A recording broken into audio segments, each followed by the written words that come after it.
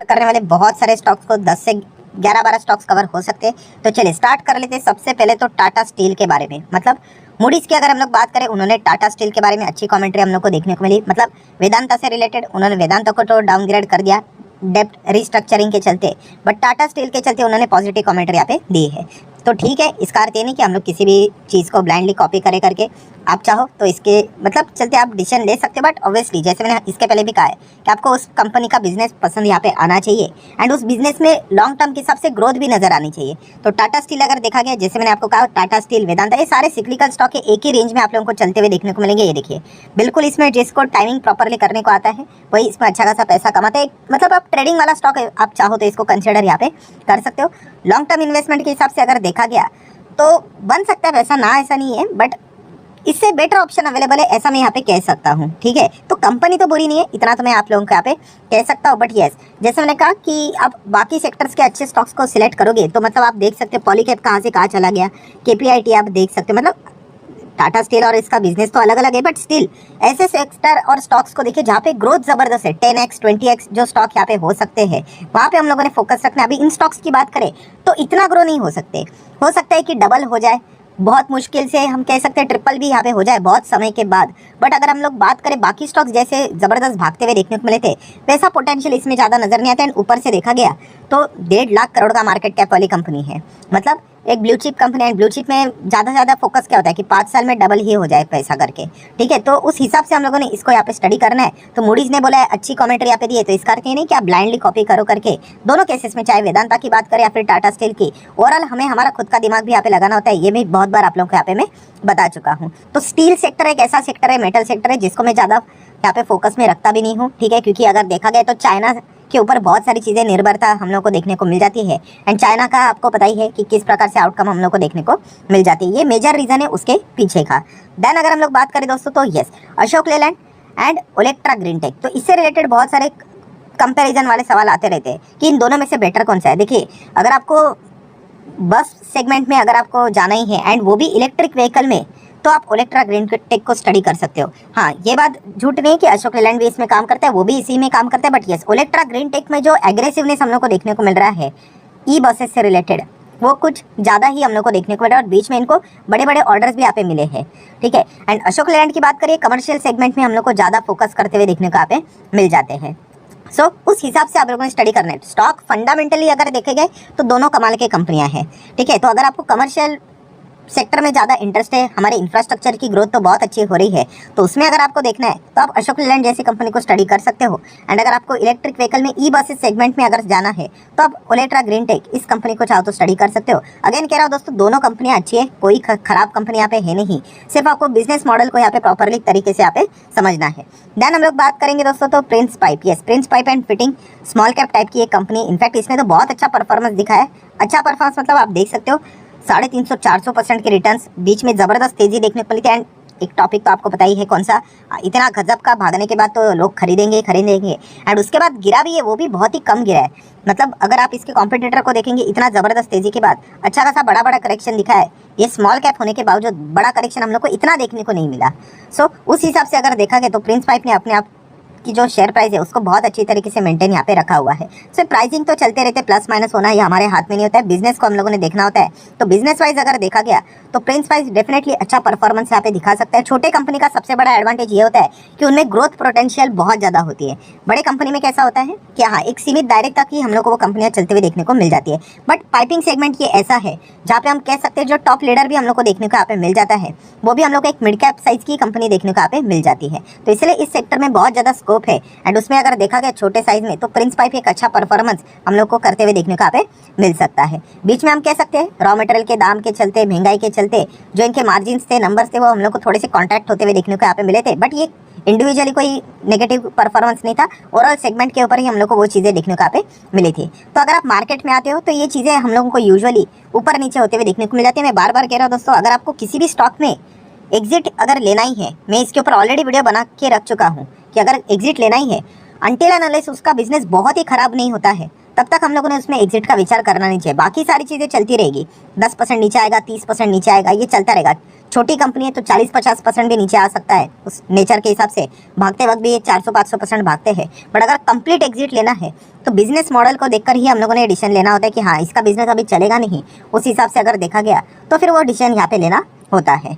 Next अगर हम लोग यहाँ पे बात करें तो ट्राइडेंट में भी सेम वही सवाल रिपीट होते हैं। सवाल मतलब क्या कि अगर हम इसको चेक करेंगे तो आप देख सकते हो कि 550% के नेट रिटर्न्स नजर आते हैं। बीच में हम लोगों ने देखा था 1000% से भी ये तेज यहाँ पे भागा था।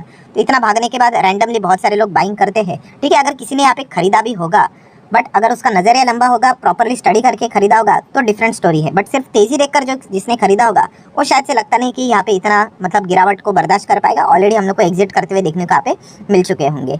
सो बताने का मकसद क्या है दोस्तों, क्या कंपनी खराब है, बिजनेस को अगेन सेम वही टॉपिक बार बार रिपीट होंगे। सवाल मतलब बोलते ना, सवाल वही होते हैं दोस्तों, सिर्फ स्टॉक के नाम बदलते रहते हैं, ठीक है। क्योंकि मैक्सिमम चीज़ें यही रहती है कि स्टेज 1 स्टेज 2 जो एकदम टॉप लेवल पे खरीदते हैं, ठीक है। मैं अगेन कह रहा हूँ टॉप लेवल पे खरीदना बुरी बात नहीं होती अगर आप प्रॉपर प्लानिंग के साथ खरीदते हो तो। कौन सा पिरामिड, छोटा क्वांटिटी खरीदो, उसके बाद अगर गिरता है तो और फिर उसके बाद और क्वांटिटी खरीदो, चल जाएगा यहाँ पे। बट ब्लाइंडली एकदम टॉप लेवल पे खरीदना ये बहुत ही मतलब फिर मतलब थोड़ा भी नीचे आता है ना, फिर होल्ड करना बहुत मुश्किल यहाँ पे हो जाता है। सो बिजनेस के हिसाब से देखा गया तो ट्राइडेंट का बिजनेस कोई खराब बिजनेस नहीं है। जो स्टॉक जितना अच्छा भागेगा दोस्तों उसमें करेक्शन भी उतने ही तगड़े होते हैं। तो ये एक बेसिक चीज़ भी हम लोग को देखने को यहाँ पे मिल जाती है। प्रमोटर होल्डिंग भी 70+ हम लोग को देखने को मिल जाता है। हाल ही में उन्होंने थोड़ा सा हिस्सा भी यहाँ पे बढ़ाया था, ये एक पॉजिटिव पॉइंट हम लोग को जरूर देखने को यहाँ पे मिल जाता है। सो अगेन कह रहा दोस्तों, सिर्फ स्टॉक नीचे आ रहा है इज इक्वल टू एग्जिट, ये फॉर्मूला अगर हम लोग लगाएंगे तो हर किसी स्टॉक से हमें निकलना पड़ेगा, ठीक है। तो बार बार कह रहा हूँ, जैसे अभी मैंने कहा प्रिंस पाइप के लिए कि जब तक आपको उस कंपनी का बिजनेस अच्छा लगता है तब तक उसमें बने रहने का होता है। जिस वक्त आपको लगा कि हाँ भाई बिजनेस में कुछ दम नज़र नहीं आ रहा है, नहीं ग्रो हो पाएगा, तो फिर निकल जाइए। बट हमारी शुरुआत ही, हमारा जो स्टॉक पिकिंग ही होता है, जो मैं पूछता हूँ ना कि आपने शेयर को क्यों खरीदा है, वहीं से गड़बड़ स्टार्ट हो जाती है। क्यों खरीदा है, बस भाग रहा था इसीलिए। तो फिर एग्जिट क्यों करोगे, नीचे आ गए इसीलिए। अगर किसी ने बिजनेस को देखकर खरीदा है कि हाँ इसमें वो पोटेंशियल है कि कुछ चीज़ें यहाँ पे हो सकती है करके, तो फिर उसका क्यों के हिसाब से एग्जिट भी प्रॉपर हो जाता है। तो ये सिस्टम सुधारना बहुत ज़्यादा इंपॉर्टेंट चीज़ है। वरना जैसे मैंने कहा कि आज ट्राइडेंट की बात करेंगे, कल प्रिंस पाइप की बात करोगे, कल किसी और स्टॉक का नाम यहाँ पे आते रहेगा, ये चेंज होता रहेगा बट कंसेप्ट वही का वही रहेगा। नेक्स्ट अगर हम लोग बात करेंगे दोस्तों तो Adani Wilmar, yes Adani Wilmar sir कब चलेगा। तो अदानी विलमार की बात करें, सबसे पहले तो अदानी ग्रुप है, आप सभी लोगों को पता ही है, जो कोर्ट केसेस ये वो इलेक्शन वो चलने वाला है, ठीक है। अभी नेक्स्ट अक्टूबर में हम लोग को इसका सुनवाई देखने को यहाँ पे मिलने वाला है, उसमें भी हम लोग को पता है तारीख चलने वाली है। देन अगर देखा गया तो अदानी विलमार में स्पेसिफिकली प्रॉब्लम क्या है, तो आप सभी लोगों को पता है इसका बिजनेस क्या है, एडिबल ऑयल से रिलेटेड। एंड फिलहाल यहाँ पे क्या किया है सरकार ने, एडिबल ऑयल से रिलेटेड जो बाहर से जो ऑयल यहाँ पे आता है उसके ऊपर क्या लगता था टैक्स ड्यूटीज़, वो उन्होंने कम कर दिए हैं। तो इस चीज़ के चलते जो कॉम्पिटिटर है वो सस्ते दाम में ऑयल बेच रहे हैं, तो इनको भी बेचना पड़ेगा, पतंजलि को भी बेचना पड़ेगा। तो सस्ते दाम में अगर आप माल को बेचोगे तो आपका रेवेन्यू कम यहाँ पे हो जाता है, रेवेन्यू कम हो जाता है तो प्रॉफिटेबिलिटी कम, ईपीएस कम, अर्निंग्स कम, ग्रोथ कम। तो ये चीज़ देखने को मिल रही है। हाँ ये एक एक्सटर्नल इशू है, इससे कोई ऐसा नहीं होता है कि कंपनी बर्बाद हो जाएगी, बिल्कुल भी नहीं। हाँ बट इसमें प्रॉब्लम क्या है कि लंबी अवधि तक चलने वाला है, कि एटलीस्ट ये जो 31 मार्च 2024 है तब तक सरकार ने इसको एक्सटेंड करके रखा हुआ है, ठीक है। मतलब जो लेटेस्ट ऑर्डर था उस हिसाब से तो देखा गया तो उसके पहले ये सारी चीज़ें तो नॉर्मलाइज तो होने वाली है नहीं। तो मतलब जितना ये सस्ता बाहर से ऑयल आता रहेगा तो यहाँ पे वो क्या करेंगे, प्राइस यहाँ पे बढ़ा नहीं पाएंगे। एंड अगर प्राइस नहीं बढ़ा पाएंगे तो बार बार इनको यहाँ पे दिक्कत होगा। इसलिए हम लोगों ने बीच में देखा भी था, अगर मैं गलत नहीं तो आप यहाँ पे चेक कर सकते हो ऑपरेटिंग, अगर थोड़े से मैं क्वार्टरली नंबर्स चेक कर लेता हूँ कि यहाँ पे कंपनी हम लोग को यस आप देख सकते हैं, देखिए लॉस में हम लोग को जाते हुए देखने को मिली थी, ठीक है। तो ये प्रॉब्लम हम लोग को अभी फिलहाल तो देखने का पे मिला था। तो ये उनको लंबी अवधि तक ये चीज़ें झेलनी यहाँ पे पड़ सकती है, ठीक है। तो आप देख सकते हैं पहले प्रॉफिट देखिए कितना अच्छा होता था, फिर कम होकर इतना हुआ, फिर सीधा माइनस में ही चली गई। तो ये झेलना बहुत मुश्किल है। एंड ऊपर से ये जो सारा ड्रामा यहाँ पे चल रहा है and plus share holding pattern भी 87% हम लोग को देखने को मिल रही है। तो आज नहीं तो कल प्रमोटर अपनी हिस्सेदारी बेच सकता है, उसके लिए टाइम तो ज़रूर है क्योंकि अभी अभी जस्ट इसकी मार्च 22 में ही शुरुआत हुई थी, ठीक है। तो उस हिसाब से ये सारा अगर हम कॉम्बिनेशन देखें तो ये एक रीज़न है जिसके चलते स्टॉक नीचे देखने को यहाँ पे मिल रहा है। इनके लिए सबसे इंपॉर्टेंट चीज़ दोस्तों, ये चीज़ें चलती रहती है बिजनेस के हिसाब से, ठीक है। ये रिस्ट्रिक्शन लगेगा वो लगेगा, वो चलता रहता है इन्फ्लेशन को कंट्रोल करने के लिए। सबसे इंपॉर्टेंट चीज़ ये है कि इनको यस ये जो इलेक्शन वाला या फिर सुप्रीम कोर्ट वाला जो हर्डल है ना, वो इनको यहाँ पे पहले बीट करना पड़ेगा। उसके बाद सारी चीज़ें हम कह सकते हैं वो बिजनेस को नॉर्मलाइज कर पाएंगे, जो कि इतना आसान होने वाला नहीं है। तो ये एक मुद्दा आप लोगों को पता है यहाँ पे होना चाहिए। नेक्स्ट अगर हम लोग यहाँ पे बात करें आईटीसी से रिलेटेड, तो ऑलरेडी बता चुका हूँ कि जो टॉप लेवल से जहाँ से हम लोग को गिरते हुए देखने को मिला, होटल से रिलेटेड जो खबर आई थी उसको वापस बीट कर देगा, तो उसके बाद आप वापस इसको थोड़ा बहुत विचार यहाँ पे कर सकते हो। कोई रिकमेंडेशन नहीं, बट सिर्फ आप लोगों को एक बेसिक चीज़ें यहाँ पे बता रहा हूँ कि कुछ ऐसे पॉइंट्स होते हैं जो कि बाजार फोकस में रखता है। IRFC की बात करें तो ऑलरेडी अच्छा खासा परफॉर्मेंस यहाँ पे दे ही रहा है, अभी थोड़ा बहुत शांत होते हुए देखने को मिला है। थोड़ा शांत होना भी बहुत ज़्यादा इंपॉर्टेंट होता है, क्योंकि ये एक बेसिक रूल है बाजार का। कौन सा? कि हर कोई जिस स्टॉक की बात करता है तो समझ लेना कि वो बहुत ही ज़्यादा ओवर वैल्यूड हो चुका है, ठीक है। एंड जिस स्टॉक की बात नहीं हो रही है तो समझ लेना कि वहाँ पे स्कोप है। ये एकदम बेसिक सा रूल है, जिसके ऊपर मैंने फ्री स्टॉक मार्केट क्लासेस, जो हमारा दूसरा चैनल है, वहाँ पे भी एक थोड़ा सा मज़ेदार वीडियो मैंने बनाया था कि बिना सपोर्ट, मतलब बोलते हैं ना, टेक्निकल एनालिसिस के भी हम कैसे आइडेंटिफाई कर पाए कि कौन सा स्टॉक ओवर वैल्यूड हो चुका है और कौन सा नहीं, ठीक है। मतलब हर कोई जिस स्टॉक की बात करेगा, मतलब रिटेल इन्वेस्टर की अगर हम लोग बात करें, एक ही यहाँ पे हम वो आते कब है? यस, जब एकदम टॉप पे जाएगा।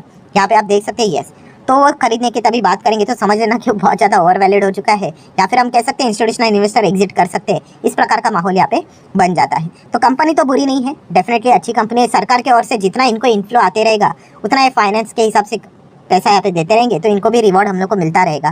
देन RVNL का भी सेम सिनेरियो है, ठीक है। तो ये सरकारी कंपनीज है, एंड सरकारी कंपनी से रिलेटेड ये पॉइंट मैं हमेशा बोल चुका हूँ, जो कि आगे भी बोलते रहूँगा कि यस, सरकार से रिलेटेड क्या क्या चीज़ें हम लोग को देखने को मिल रही है। इलेक्शन वाला पीरियड है, उस हिसाब से इनमें हम लोग को चीज़ें वो देखने को यहाँ पे मिल जाएगी, क्योंकि उस व्यक्ति का उस पोजीशन पे रहना बहुत ज़्यादा इंपॉर्टेंट है जिसने ये सारी चीज़ें की है।